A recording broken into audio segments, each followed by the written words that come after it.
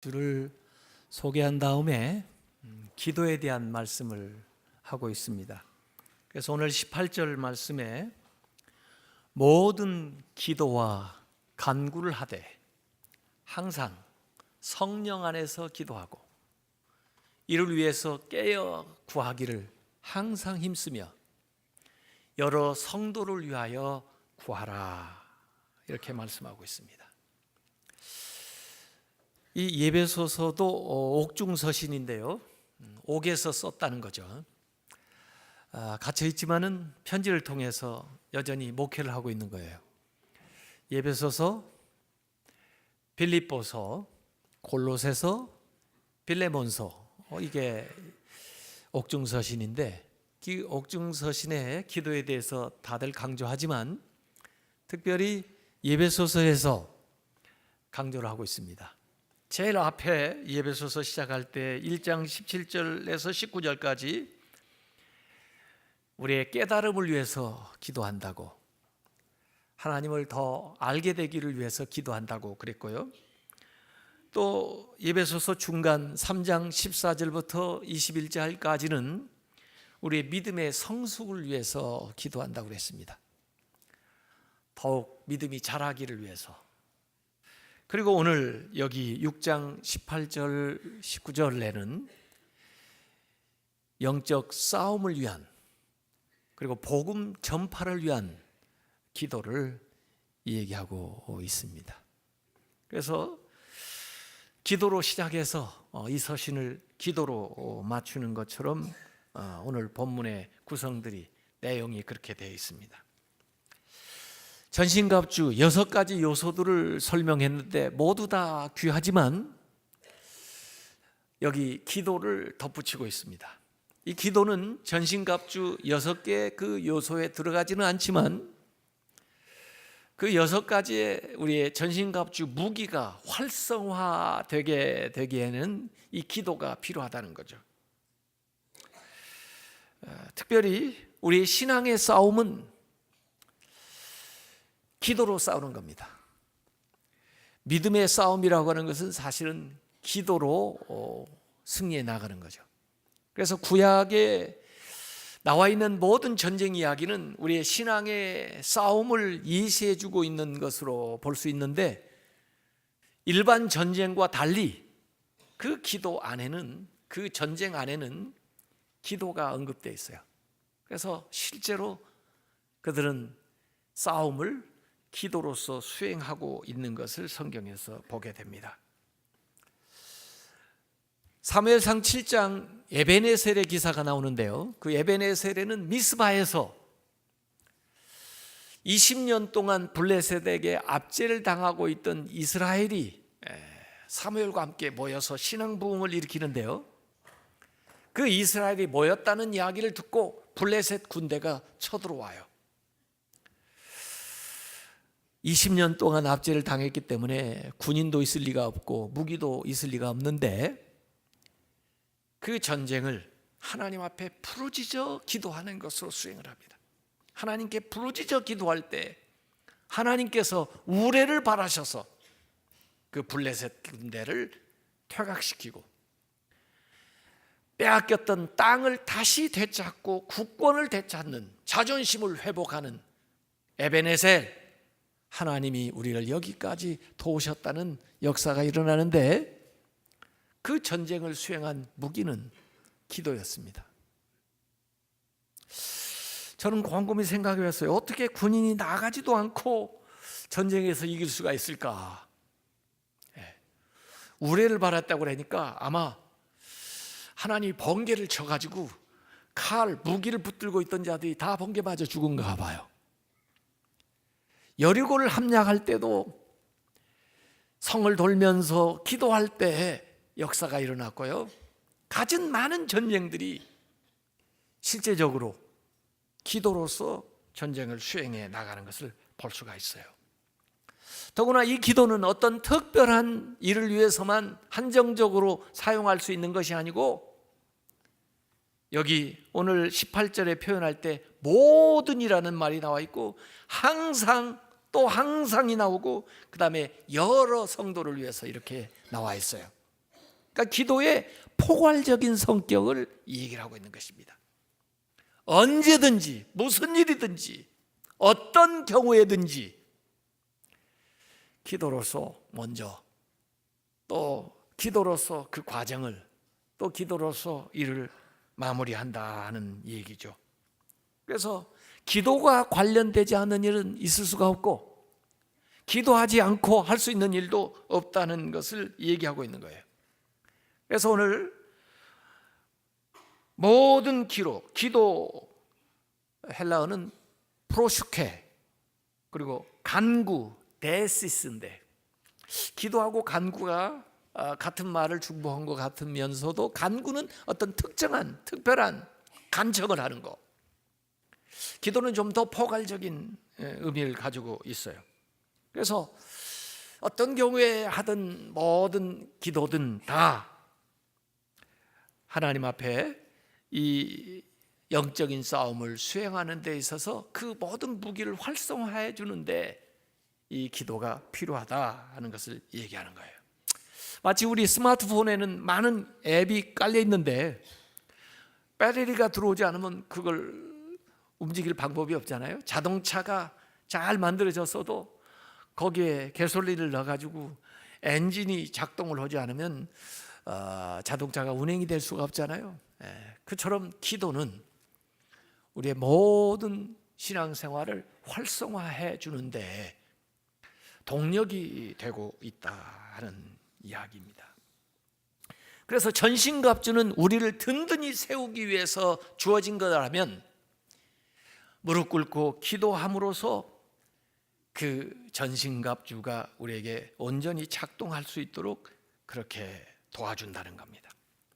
특별히 기도하게 되면은 이 우리의 인생의 싸움에 하나님이 개입을 하게 돼요.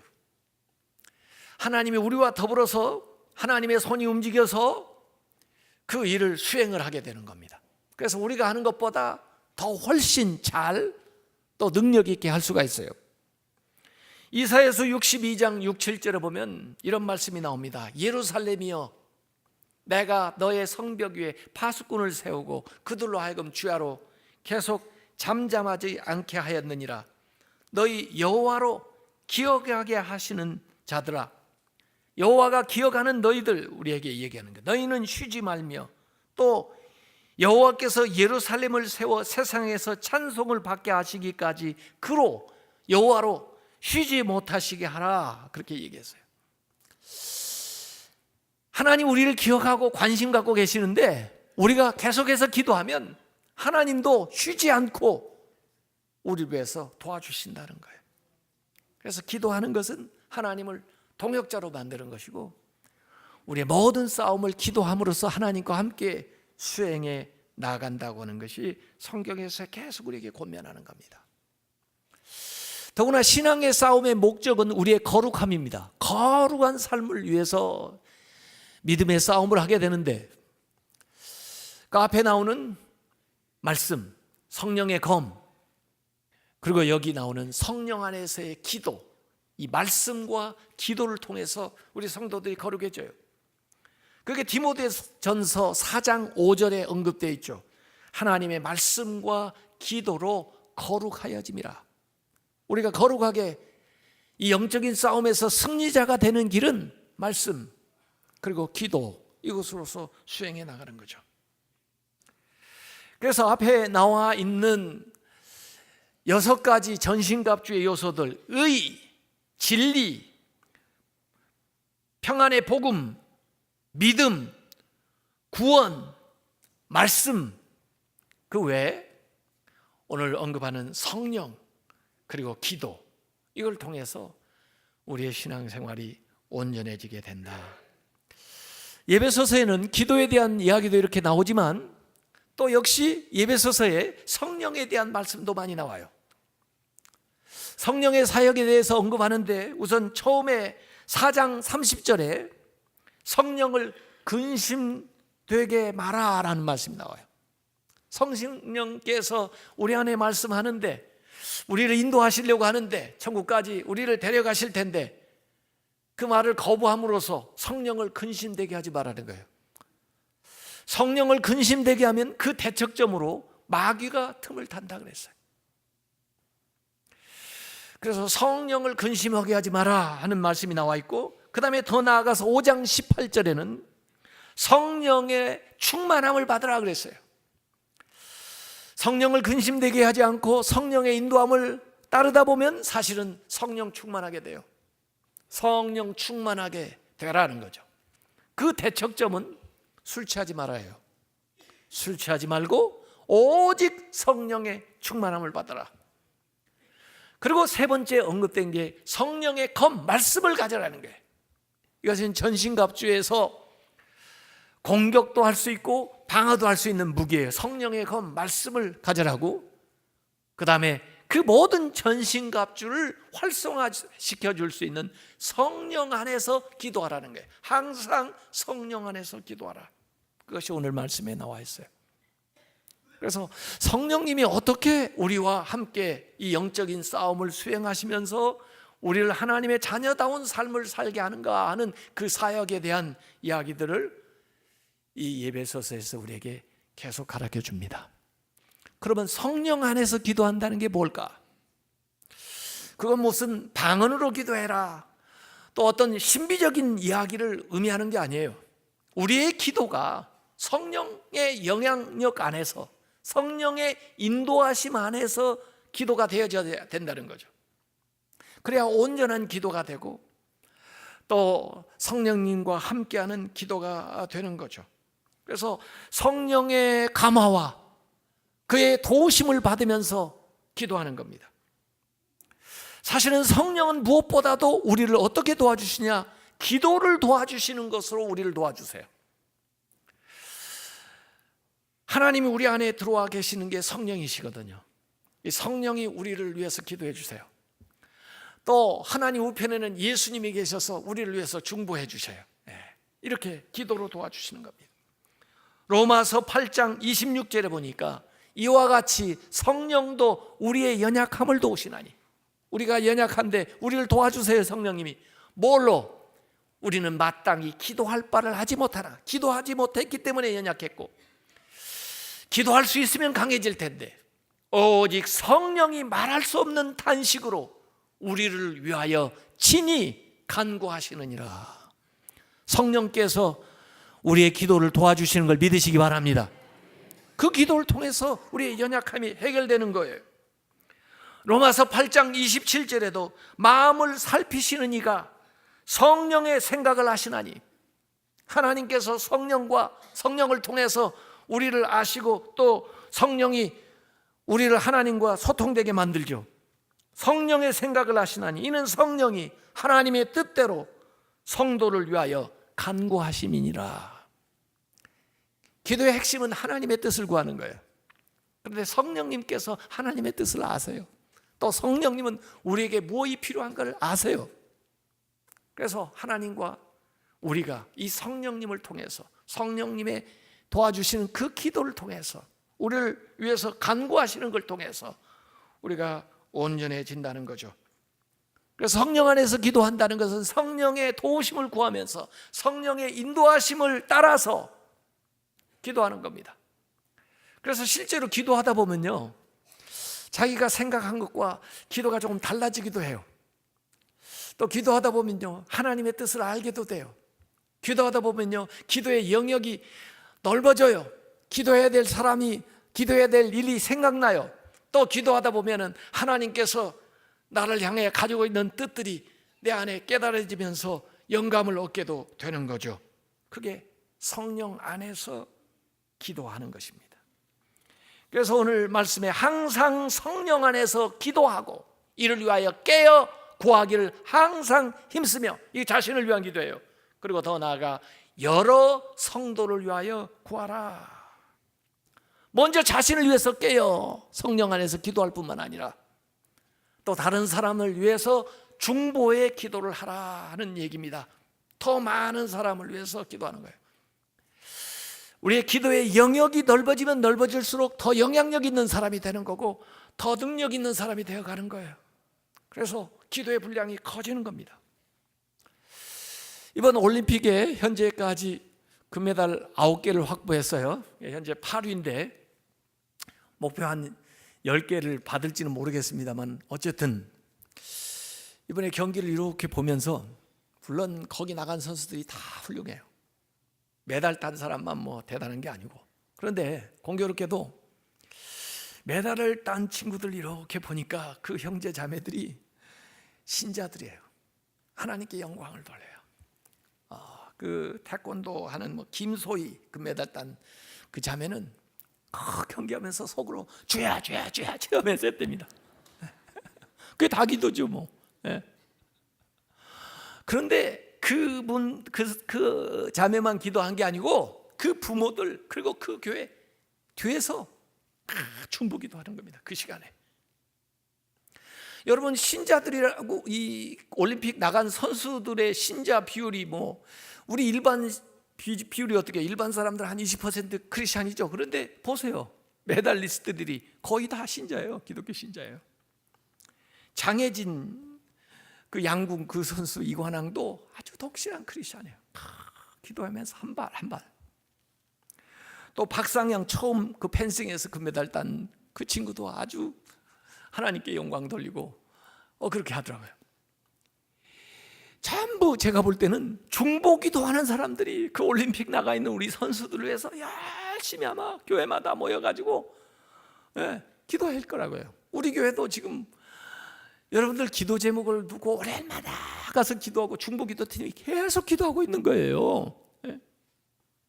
자기만을 위해서 기도하지 말고 그 다음에 여러 성도들의 필요를 살펴가지고 부탁하는 것도 물론 기도해야 되지만 스스로 찾아가지고 성도들을 위해서 기도하는데, 사실 기도하다 보면 성령님이 생각나게 해요. 기도하라고 가르쳐줘요. 그런 사람들의 이름을 풀어가면서 기도하는 거죠. 그래서 몸은 멀리 떨어져 있어도 우리가 기도로 소통을 할 수 있어요. 심지어 저 감옥에 갇혀 있는 바울하고도 여기 예배소 교인들이 기도로 교통을 할 수가 있어요. 그 기도를 통해서 상황이 변화되기도 하고 그 기도를 통해서 서로 도울 수 있는 길이 열리게 되는 거예요. 우리가 기도를 하게 되면요, 기도를 안 할수록 기도를 더 못해요. 그러나 기도를 하기 시작하면 기도를 더 잘하게 돼요. 왜? 하나님하고 친밀해지니까.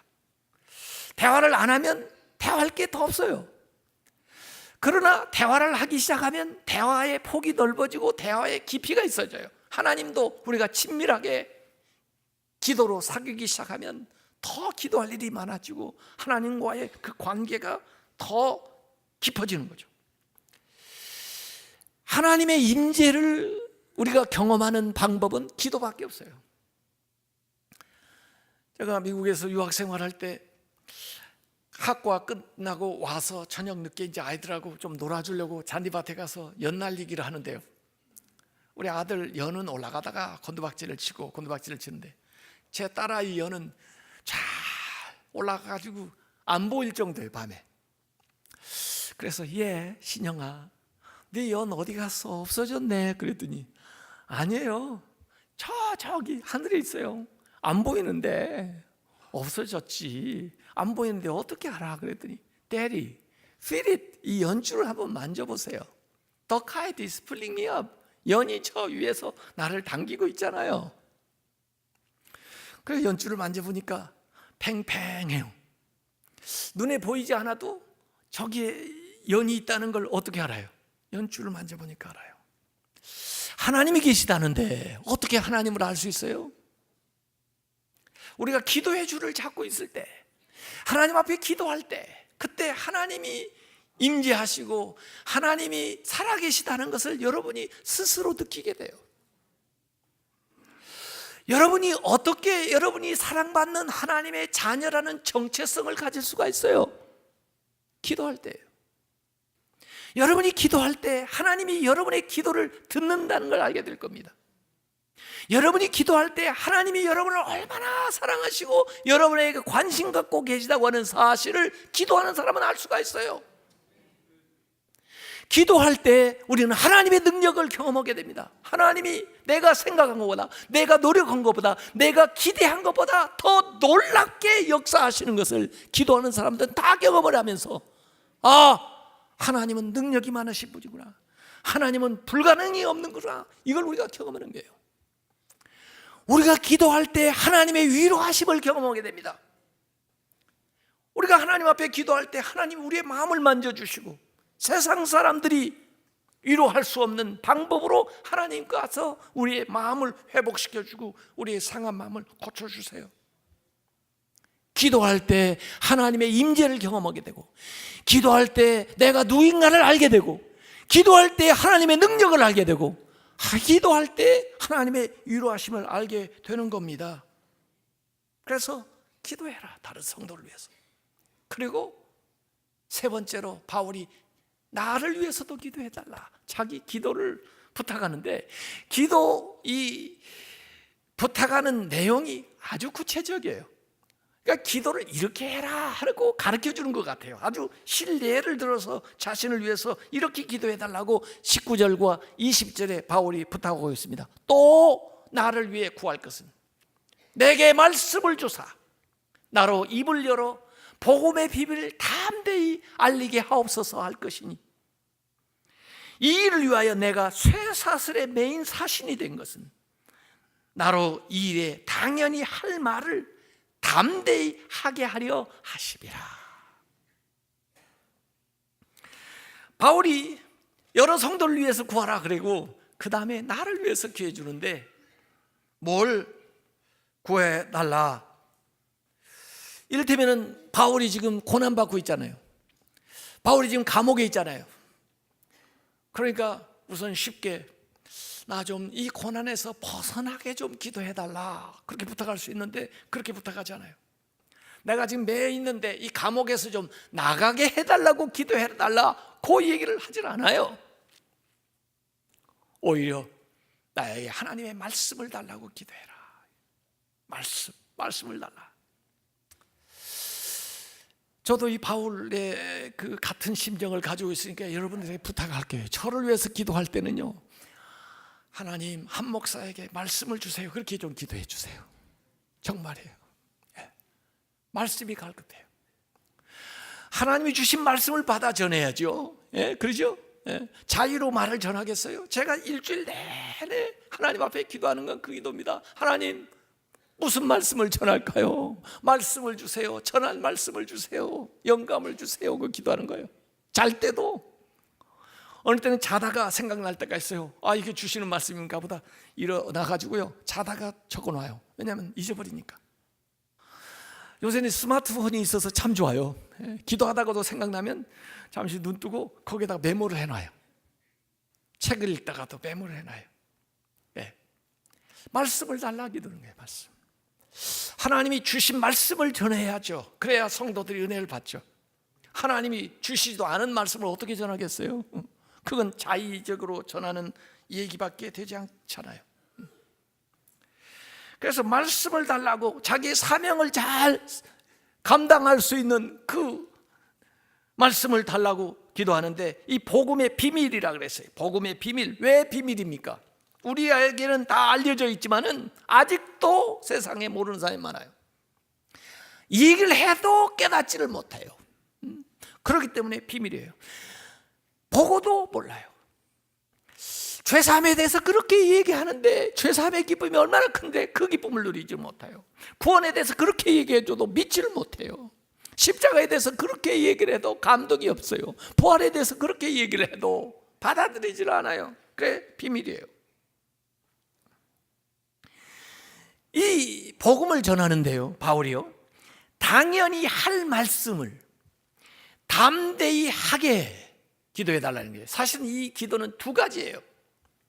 당연히 할 말씀, 우리가 전해야 될 말씀이 당연히 해야 될 말씀을 전해야 되는 거예요. 이 말씀을 전하다가 핍박을 받는 한이 있더라도, 배척을 받는 한이 있더라도 당연히 해야 될 말씀을 전해야 돼. 이건 내용이에요. 그런가 하면 태도가 나와요. 담대히 전하도록. 반대자 앞에서도, 핍박자 앞에서도 담대하게 이 말씀을 전할 수 있도록, 이 두 가지가 갖춰져야 말씀이 제대로 되는 거예요. 내용은 있는데, 말씀은 있는데 담대함이 없어가지고 전달이 제대로 안 되는 경우가 있어요. 또 담대하게 얘기를 하는데 내용이 없어서 별로 은혜를 못 받는 경우가 있어요. 그러니까 이 두 가지가 다 갖춰져야죠. 마땅히 해야 될 말씀이 있어야 되고, 그 다음에 그것을 전할 담대함이 있어야 되는 거죠. 그걸 위해서 구하는 거예요. 여러분, 이 골로새서, 이번에 예배소설을 14번에 걸쳐서 이렇게 말씀을 오늘까지 해서 마무리를 하게 되는데, 이 예배소서하고 골로새서는 이 병행 구절이 있어서 같이 읽으면 한 번에 다 이해하기가 쉬워요. 근데 이 같은 표현이 골로새서 4장 3절에도 나옵니다. 바울이 부탁을 했는데 골로새 교인들에게 또한 우리를 위하여 기도하되, 바울뿐 아니라 같이 전하는 사람들을 이 복수로 얘기하는 거예요. 하나님이 전도할 문을 우리에게 열어주사 그리스도의 비밀을 말하게 하시기를 구하라. 내가 이 일 때문에 매임을 당하였노라 그랬어요. 전도의 문이 열리기를 기도했어요. 무엇이 전도의 문을 막고 있습니까? 우선 사탄이 막죠. 또 그 당시에는 나라가, 정부가 복음을 전하는 것을 막아요. 그런 나라가 지금도 많이 있습니다. 환경적으로 어려워요. 또 사람들이 완악해서 받아들이지를 않아요. 또 심지어 전하는 사람도 어려운 상황에 가다 보면은 용기가 없어서 전할 수가 없을 때도 있어요. 또는 그 영혼에 대해서 무관심하기 때문에 전하지를 못할 수도 있다고요. 그렇기 때문에 전도의 문을 열어달라고 기도하는 겁니다. 그래서 전도는요, 기도부터 시작하는 거예요. 그래서 전도는 그 사람에게 가서 하나님을 전하기 전에 하나님 앞에 전도할 능력을 달라고, 전도의 문이 열리게 해달라고 하나님께 먼저 기도하고 나가는 거예요. 그걸 저는 기도 전도라고 합니다. 전도보다 기도가 앞서야 돼요.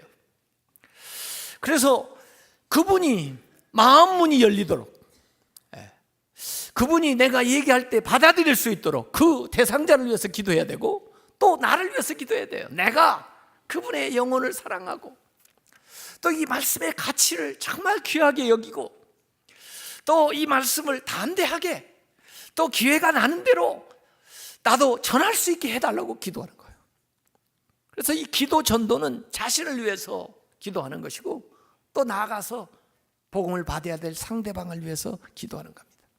그래서 내년에 우리가 111 운동 중에 이웃사랑, 그게 전도인데, 이걸 우선 자신부터 기도해야 돼요. 내가 이 복음의 능력을, 복음의 가치를, 이 구원받은 이 감격을, 기쁨을 나 스스로 먼저 누리고, 또 이것을 관심 가지고 전해야 될 사람, 또 이걸 받아야 될 사람들을 볼 수 있게, 그 대상자를 발견할 수 있게 해달라고, 그리고 그런 영혼에 대해서 관심을 갖게, 사랑을 갖게 해달라고 자신을 먼저 위해서 기도하고, 그 다음에 그 대상자를 정한 다음에는 그를 위해서 기도해야 돼요. 나한테 기회를 달라고, 그리고 내가 말을 할 때 그분이 마음의 문을 열고 받아들일 수 있게 해달라고, 내가 그분에게 효과적으로 말씀을 잘 전할 수 있는 그 내용을 달라고 이렇게 기도해야 돼요. 그게 기도 전도예요. 그래서 바울은 지금 쇠사슬의 메인 사신을 보냈는데, 나라를 대표해서 보냈는데, 만약에 쇠사슬의 글을 묶는다면 그 나라 간에 전쟁이 일어날 일이에요. 그런데 아이러니컬하게도 하나님 나라의 대사로 와가지고 하나님 나라의 소식을 전하는데 그것도 알지 못하고 바울을 결박을 했거든요.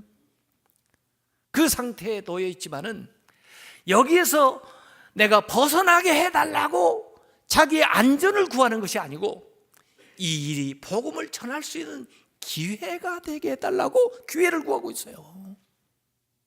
이 기도가 너무 귀한 겁니다. 내가 원위치로 회복하는 정도가 아니라 이 상황에서 오히려 전도의 기회를 얻을 수 있도록, 복음을 전할 수 있도록 더 적극적으로 하나님 앞에 구하고 나가는 거죠. 이것을 저들에게 기도 제목으로 부탁하면서 뭘 어떻게 기도해야 되는가 하는 것을 사실은 이걸 통해서 바울이 가르치려고 하는 의도가 들어가 있죠. 21절에 나의 사정 곧 내가 무엇을 하는지 너희에게도 알리려 하노니, 지금 편지에 쓴 것 외에 구체적인 상황을 같이 있었던 사람을 통해서 알려주려고 그래요. 그래서 사랑을 받는 형제요, 주 안에서 진실한 일꾼인 바울의 동역자 뚜기고가 모든 일을 너에게 알리리라. 그래서 이 뚜기고 편에 이 예배소 편지를, 예배소 교회에 보낸 편지를 보내는 거예요. 사실 이 뚜기고는 골로새서에서 나와요. 골로새 교회에 골로새서를 갖다가 전달하는 역할을 해요. 그러니까 소아시아 지역 출신으로서 아마 베드로하고 동역한 사람인데 바울과 동역했는데 바울이 볼 때 아주 신실한 형제예요. 우리 교회 교우 가운데 미국에 따님이 가가지고 결혼한 사람이 있어요. 그러니까 아이를 낳게 되는데 저거 애 이름을 지어달래요. 그래서 성씨가 뭐예요? 그랬더니 두씨래요. 좀 희귀하잖아요, 두씨. 그래서 제가 하나님 뭐라고 이름을 지어줄까요? 그랬더니 당장에 두기고라 해라. 그래가지고 제가 여기서 나오는 두기고 이름을 지어줬어요. 그 이름은 영어 이름도 좋고요, 한국 이름도 더 좋아요. 예. 신실한 동역자. 아마 이 편지를 대필했을 수도 있어요. 바울이 안지를 알았거든요. 예. 이 편지를 가지고 가서 바울의 사정을 다 얘기해요. 이 편지에 기록된 거 외에 자세한 사항들을 얘기를 해줘요.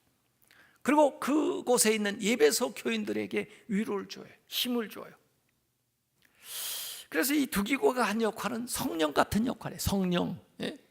가서 소통하게 하고, 그리고 그들의 마음을 위로해서 그리고 힘을 얻도록, 그렇게 성령을 닮은 사역자가 이 두기고예요.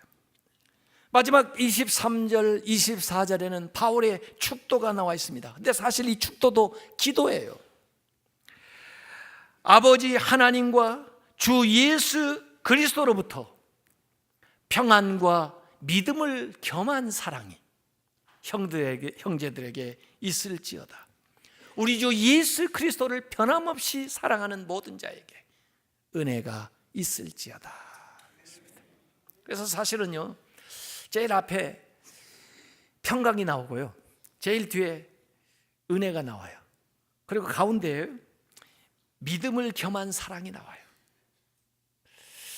사실 바울의 서신에는 이 서두에도 또 말미에도 이런 인사를 겸한 축복이 나오는데 주로 평강과 은혜가 항상 나와요. 그 당시에 평강은 샬롬, 유대인들이 그렇게 추구하던 것이 샬롬이에요. 또 그 당시에 헬라 사람들이 가장 추구하던 것은 카리스예요, 은혜. 그래서 유대 백그라운드와 헬라적인 배경 안에서 상황에서 사역하는 바울이 항상 이 두 가지를 빌어주는 거예요. 은혜와 평강을 빌어줘요. 근데 이 축도하고 기도하고 비슷하면서 조금 다른 게 있어요. 기도는, 우리가 하는 보편적인 기도는 좀 수식적이에요. 우리가 하나님께 아뢰는 거예요. 기도하기 전에는 하나님이 제3자로 계시다가 하나님 아버지 그렇게 부르는 순간 하나님이 2인칭이 되고 나하고 이렇게 1인칭, 2인칭 간의 관계예요. 나와 너의 관계죠. 그러고는 마치 앞에 계시는 것처럼, 나하고 대화하는 것처럼 하나님에게 대화를 하는 거예요. 그래서 모든 일에 대해서, 사람에 대해서 이렇게 하나님께 아뢰는 거죠. 그게 하나님과의 나의 관계를 1인칭, 2인칭의 관계로 만들어주는 거고요. 그런데 이 축도는요, 그냥 직접하는 거예요. 이 축복의 대상자하고 내가 1인칭, 2인칭이 되는 거예요. 그래서 예배소 교인이 바로 내가 지금 복을 빌어주는데 이 수평적인 관계죠. 다만 그 배후에 하나님의 이름을 빌어서 해주는 거예요. 그래서 어찌 보면 하나님은 이제 3인칭이고 축복하는 사람이 1인칭, 받는 사람이 2인칭이 되는 거예요. 근데 어찌 보면요, 이게 더 빨라요. 기도는 올라갔다 내려와야 되지만 이건 바로 가잖아요. 그냥 빠르잖아요. 그래서 축복을 하는 겁니다. 그 대신 주님의 이름으로 축복을 해요. 그래서 주님이 그 일을 수행을 해주시는 거예요. 복을 빌어준 거에 대해서. 그래서 우리가 예배 끝날 때 하는 축도도 사실은 바울이 축복했던 그 축도에서 와가지고 하죠. 구약의 아론의 축도를 하는 경우가 가끔 있습니다만은, 그러나 우리 주로 교회에서 하는 축도는 바울이 했던 이 축복 기도인데, 사실 바울이 했던 기도는 전부 글로 쓴 기도예요. 글로. 기도는 말로도 할 수 있고 글로도 할 수 있어요. 근데 바울의 기도가 여기 지금 글로 써 있잖아요. 글로 써 있는 것은 읽을 때 우리의 기도가 되는 거예요. 제가 기도문 책을 여러 권을 썼는데요, 왜냐하면 갈 수 없는 곳에서 그 사람한테 기도를 해줘야 될 필요성이 생겼기 때문에 그 기도를 쓴 거예요. 그래서 아이를 가졌는데 아이 태교를 해야 되겠는데 평생에 필요한 기도를 해줘야 되는데 그때마다 어떻게 나타나서 기도를 해줘요? 그래서 태아 축복 기도문, 자녀 축복 기도문, 부부 축복 기도문 이렇게 쓴 거예요. 왜? 그걸 읽으면서 기도하면 자기 기도가 되는 거죠. 우리 교회도 이제 장로님들이 기도를 참 은혜스럽게 잘하세요. 그래서 제가 교회 홈페이지에다가 좀 올려놓으십시오, 그렇게 권면을 하는데, 이제 올리지 않는 분도 계시지만 또 올린 기도는 한번 여러분 홈페이지에 들어가보세요. 참 기도가 은혜스러워요. 들었을 때도 은혜스럽지만 그 문장으로 적어놓은 글로 쓴 기도가 참 은혜스러워요. 우리 교회 장로님들의 기도가 몇천 번씩 사람들이 와서 보고 가면, 우리 교인뿐이 아니에요, 다른 데 있는 교인들이 그걸 와서 읽는 거예요. 그래서 110주년 기념에 저는 장로님들 기도문 중에 몇 개를 뽑아가지고 문집을 내서 내놓으려고 그래요, 책으로. 왜냐하면 우리가 기도할 때 가이드라인이 필요해요, 상황에. 그래서 바울이 이렇게 기도해달라, 이런 경우에는 이런 기도를 이렇게 해라, 이렇게 여기 성경에 나와 있습니다. 그래서 우리가 축복할 때도, 편지를 쓸 때도 이 바울의 편지처럼, 기도처럼 주의 이름으로 축복을 하면서 편지를 쓰면 참 좋아요. 마무리할 때도 주님의 이름으로 기도를 쓰면서 마무리를 해주면 그 당사자들이 은혜를 받는 거죠. 그래서 오늘 예배 서서 그동안 여러 차례에 걸쳐서 말씀을 나눴습니다. 저도 이전에 읽었을 때하고 지금 또 읽었을 때 감흥이 달라요. 또 새롭게 들린 말씀도 있고 그렇습니다. 이 하나님의 말씀이 온전한 교회가 되고 또 온전한 신앙생활을 하고자 하는 우리 성도들에게 하나님의 크신 은혜와 평강으로 임하시기를 주님의 이름으로 축원합니다.